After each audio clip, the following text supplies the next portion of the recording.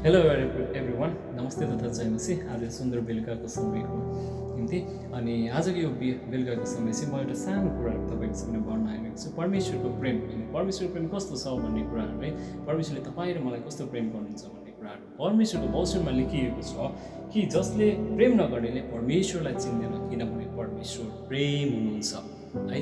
तपाईँ र ममा एउटा प्रेम छैन, तपाईँ र म एकअर्कालाई दया अनि सद्भावको भावनाहरू हाम्रो मनमा छैन भने हामीले कसैलाई पनि प्रेम गर्न सक्दैनौँ। र परमेश्वर त्यस्तो हुनुहुन्न, तर परमेश्वर के हुनुहुन्छ, निस्वार्थ प्रेम तपाईँ र मलाई गर्नुहुन्छ। हामी जन्मिनुभन्दा अगाडिदेखि नै परमेश्वरले तपाईँ अनि मेरो बारेमा जान्नुहुन्थ्यो, बुझ्नुहुन्थ्यो र परमेश्वरले तपाईँ र मलाई आज एउटा स्पेसिफिक पर्पजको निम्ति यो संसारमा राख्नुभएको छ है।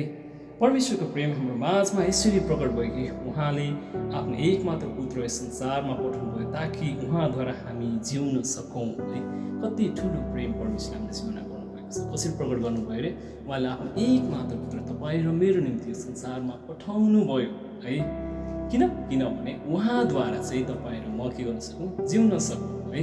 उहाँको प्रेमले एउटा पुत्र एउटालाई यस संसारमा राख्नुभएको छ, पठाउनु भएको छ।